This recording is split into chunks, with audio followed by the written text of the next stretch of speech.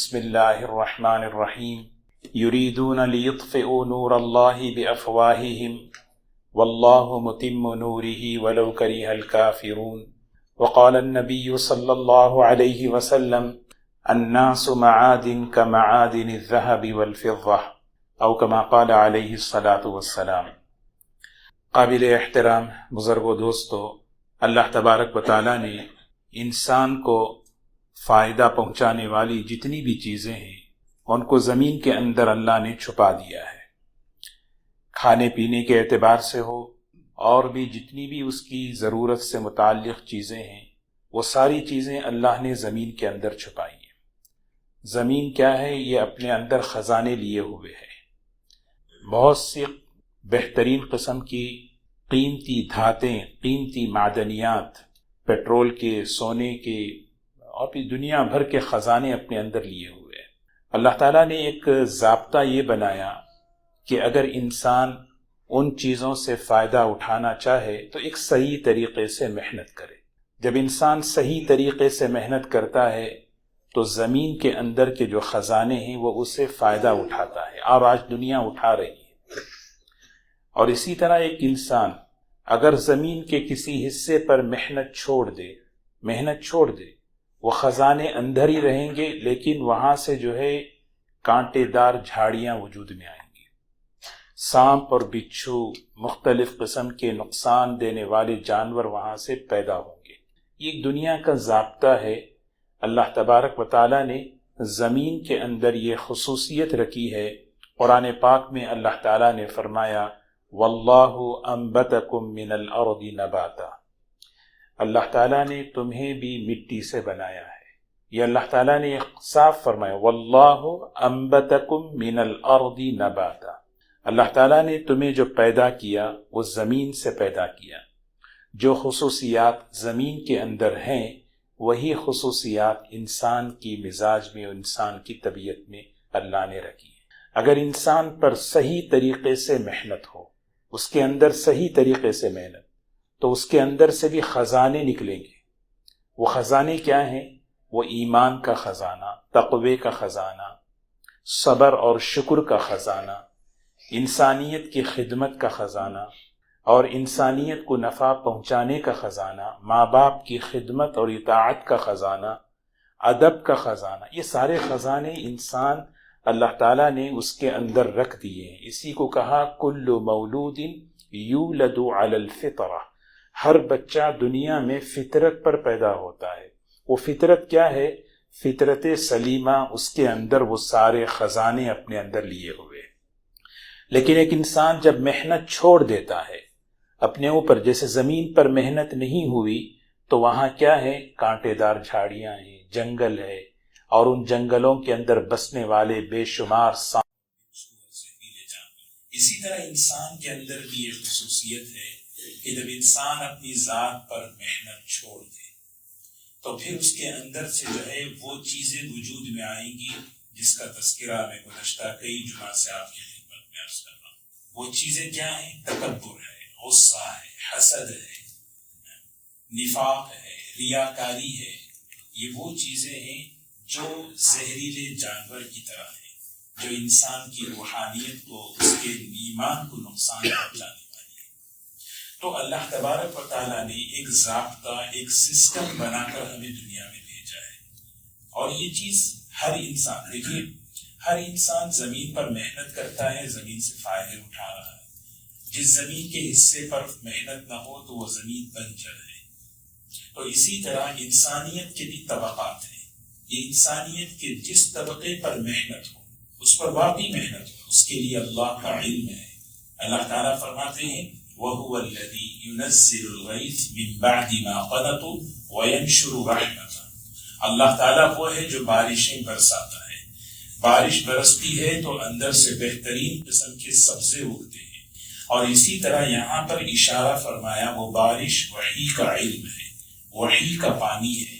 جب وحی کا علم اس پر اترتا ہے تو اس کے اندر سے ایمان کے، اس کے اندر سے شکر کے، اس کے اندر سے تقوی کے خزانے نکل آتے ہیں، اور اس سے ماحول اچھا بنتا ہے۔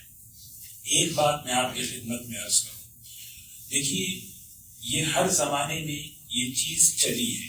قرآن پاک میں اللہ تبارک و تعالیٰ نے ایک اپنا ضابطہ بیان فرمایا، یریدون لیطفئوا نور اللہ۔ یہ دنیا میں اس بات کی کوشش ہو رہی ہے، ہوتی رہی پہلے سے، کہ اللہ کا نور بجھ جائے۔ اللہ کا نور بجھ جائے کا مطلب اللہ کا نور دین اسلام ہے۔ وہ اسلام کیا ہے؟ ایمان، تقوی، شکر، صفات، وہ ساری چیزیں ہیں۔ اس کی کوشش ہو رہی ہے کہ یہ خزانے دبے رہیں، یہ خزانے انسانیت اور آنے والی نسلوں میں پیدا نہ ہوں۔ اس کی کوشش ہو رہی ہے اور مختلف طریقوں سے محنت ہو رہی ہے، لیکن اللہ تعالیٰ فرما رہے واللہ متم نورہ۔ اللہ تعالیٰ کا فیصلہ یہ ہے، یہ نور کسی بجھانے والے کے بجھنے سے بجھتا نہیں، بلکہ یہ نور ایسا نور ہے کہ یہ اپنی نورانیت کو لے کر قیامت تک باقی رہے گا، قیامت تک۔ ہاں ایک بات ہے، نور اٹھا لیا جائے گا، بجھے گا نہیں، یعنی سمجھ رہے ہیں آپ؟ قیامت کے قریب اسلام کو اٹھا لیا جائے گا، اسلام بجھے گا نہیں۔ ہاں نور اٹھا لیا جائے گا، بجھے گا نہیں، چاہے کتنی ہی کوشش ہوتی رہے۔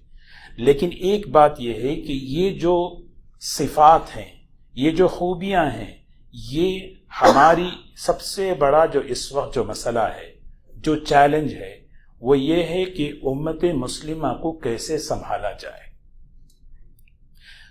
سب سے بڑا جو اس وقت تک مسئلہ ہے، تقاضا ہے، یوں سمجھیے آنے والی جو نسل ہے اور اس وقت کی جو نسل ہے، اس نسل کے اندر یہ صفات کیسے پیدا ہوں۔ یہ چیزیں جو کیا کہتے ہیں، جو ایمان کو اور اس کے دین کو نقصان پہنچانے والی جو چیزیں، اس سے وہ کیسے بچیں۔ ایک کتاب ہے عربی میں، بڑی بہترین کتاب ہے، الشاب الذی تحتاج امتنا، الشاب الذی تحتاج امتنا۔ اس وقت امت کو کن نوجوانوں کی ضرورت ہے؟ اس کتاب کا جو عنوان ہے، اس کتاب کی جو ٹاپک ہے، اس وقت امت کو کس قسم کے نوجوانوں کی ضرورت ہے؟ کیونکہ نوجوانوں کو نوجوان ہی سنبھالیں گے، نوجوانوں کو نوجوان ہی سنبھالیں گے۔ ہاں، اور نوجوانوں کو نوجوان کیسے سنبھالا گیا؟ کیا چیز تھی؟ اس کی سب سے بہترین، اس کا نمونہ، اس کا آئیڈیل ہماری سیرت نبی کریم صلی اللہ علیہ وسلم کی زندگی ہے۔ سب سے پہلی بات میں آپ کو عرض کروں، اس کتاب کے اندر ایک بڑی بہترین بات یہ لکھی ہے کہ امت کے نوجوانوں میں کچھ صفات کا پیدا ہونا ضروری ہے تاکہ وہ نوجوان آنے والی نسلوں کو اور موجودہ نسلوں کو سنبھال سکیں، موجودہ دور کے تقاضوں کو پورا کر سکیں اور چیلنجز کا جو ہے نا مقابلہ کر سکیں۔ اس میں سب سے بڑی جو خوبی ہے، اس میں جو سب سے بڑی صفت ہے، وہ ہے کہ ایمان، یقین مضبوط ہو۔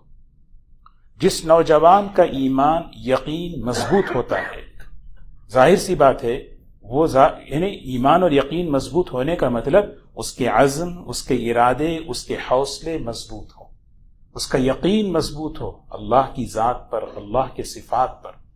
وہ قوم کبھی ترقی نہیں کر سکتی جس قوم کے نوجوانوں کے ایمان میں کمزوری ہو، عقیدہ صحیح ہو، ایمان مضبوط ہو۔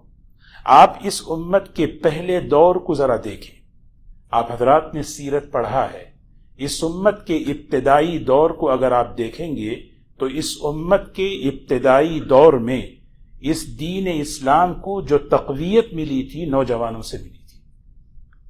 میں ذرا سا آپ کا ذہن اس طرف لے جانا چاہتا ہوں کہ ہم اس سیرت کے اس حصے کو اس نظریے سے دیکھیں کہ اس وقت حضور اکرم صلی اللہ علیہ وسلم کے زمانے میں جب یہ دین کا کام شروع ہوا تو اس وقت جو تقویت ملی، جو تعاون ملا، وہ اس امت کے نوجوانوں سے ملا۔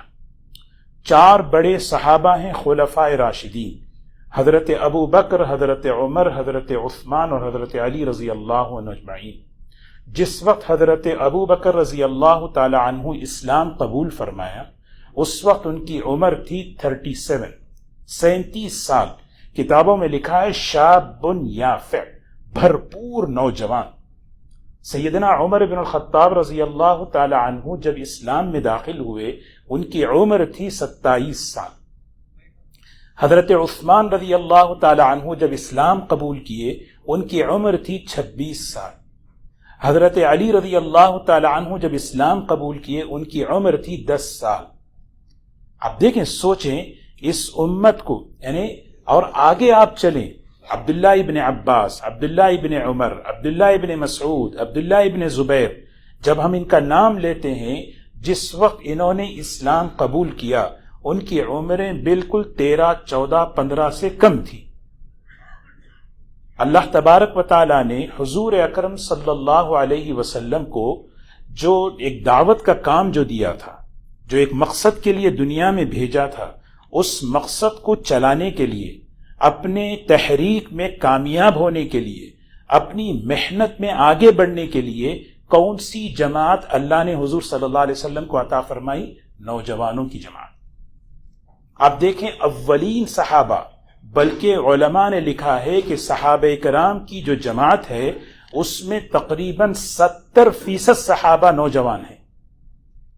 اس میں سب سے بڑا اشارہ ہے کہ اللہ تبارک و تعالیٰ نے حضور اکرم صلی اللہ علیہ وسلم کو جو جماعت، جس کو کہتے ہیں نا اختارہم اللہ لصحبت نبیہ ولاقامت دینہ، اللہ تعالیٰ نے اس مقصد میں کامیاب ہونے کے لیے، اس مقصد کو آگے بڑھانے کے لیے جو اللہ نے ایک جماعت جو تیار کی تھی، اور وہ جماعت حضور اکرم صلی اللہ علیہ وسلم کو عطا فرمائی، وہ نوجوانوں کی جماعت تھی.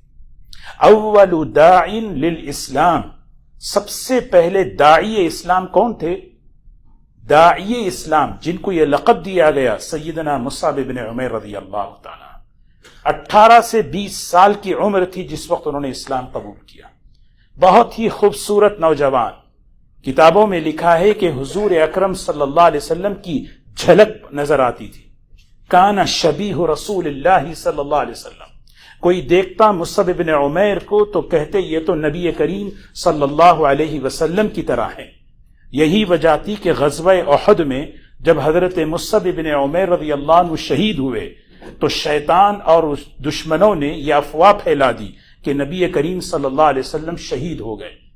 اور کچھ صحابہ کرام نے دیکھا، فوراً دیکھنے میں جو ہے نا، یعنی فوراً غور سے نہیں دیکھا، تو مصعب بن عمیر شہید ہوئے ہیں، لیکن جھلک تھی، شباہت تھی نبی کریم صلی اللہ علیہ وسلم کی. مالدار خاتون کے بیٹے تھے. ایک مرتبہ کوئی کپڑا جسم پر آتا تو دوبارہ وہ لباس ان کے جسم پر نہیں آتا تھا. خوشبو ایسی لگاتے تھے کہ جس راستے سے گزرتے اس راستے والے پہچان لیتے مصعب یہاں سے گزرے ہیں.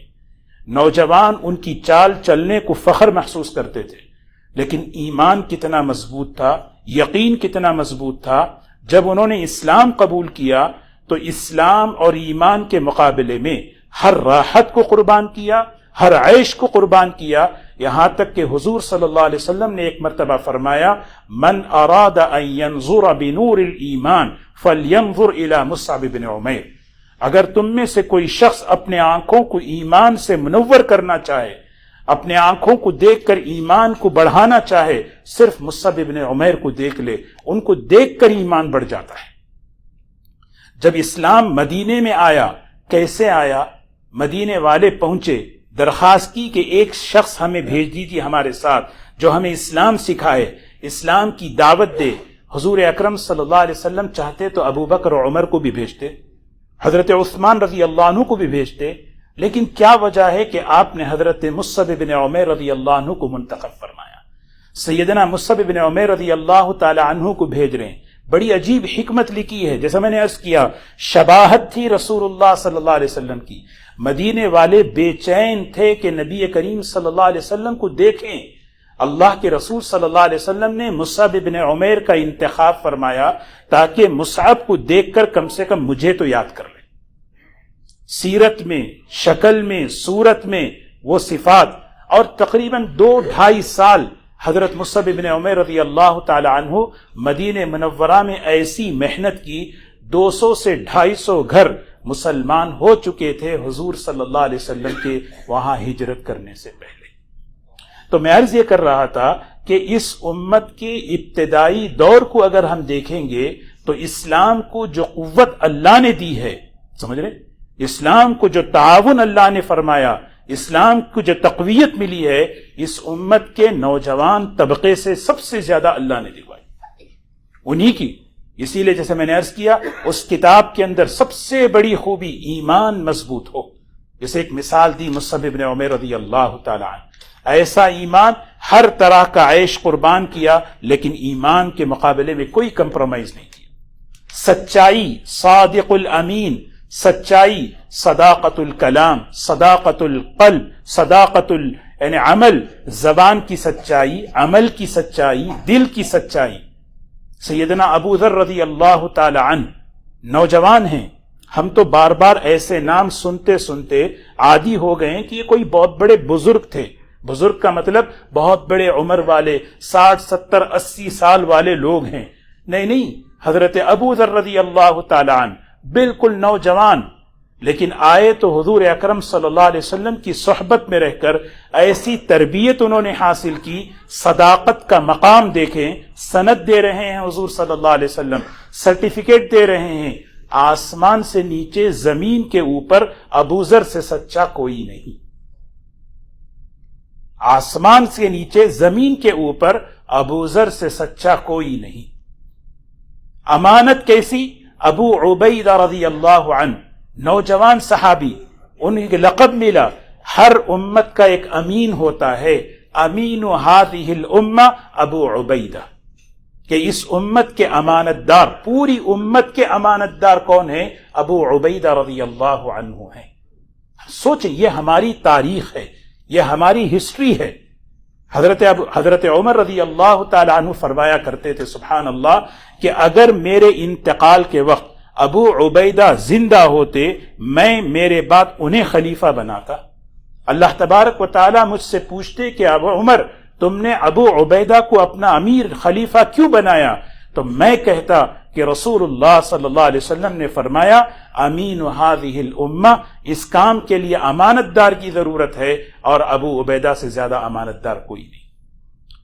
یہ آپ دیکھیں، یہ تاریخ ہے. اس امت کا ابتدائی زمانہ، ابتدائی دور، اس کو کہاں سے جو ہے نا قوت ملی، کہاں سے تقویت ملی؟ چاہے ایمان کے اعتبار سے تربیت، صداقت سچائی کے اعتبار سے، امانت داری کے اعتبار سے، حیا کے اعتبار سے، اخلاق کے اعتبار سے. اخلاق یہ انسان کی تربیت کا ایک بہت بنیادی عمل ہے، اور اس میں سب سے بڑی چیز ہے تواضع، خاص طور پر نوجوان عمر کے حصے میں، کیونکہ اس وقت انسان کے جسم میں طاقت زیادہ ہوتی ہے. آدمی سوچتا ہے میں جو چاہے کر لوں، جیسے چاہے کر لوں. کہتے ہیں نا عربی میں الشباب شعبۃ من الجنون، جوانی دیوانی کا حصہ ہے، یہ عربی کا محاورہ ہے. اردو میں بھی کہتے ہیں جوانی دیوانی ہوتی ہے. لیکن اس موقع پر حضور اکرم صلی اللہ علیہ وسلم نے ایسے نوجوانوں کو تیار کیا جو طاقت کے اعتبار سے سب کچھ ہیں لیکن تواضع ہے. تواضع ہے ان کے اندر، کیونکہ تواضع بنیاد ہے اخلاق کی، اور تمام اخلاق کو زندگیوں میں لانے کی سب سے بڑی رکاوٹ تکبر ہے. جس آدمی میں تکبر ہوتا ہے ایک خلق بھی اس کے اندر نہیں آ سکتا، اور جس آدمی میں تواضع اور ہمبلنس ہو اس کے اندر اخلاق پیدا ہوتے رہتے ہیں، صفات پنپتے ہیں اس کے اندر. ایک بات یاد آئی مجھے بڑی عجیب، حضرت حکیم الامت رحمت اللہ علیہ نے ایک مرتبہ بھرے مجمع میں تقریر فرماتے رہے.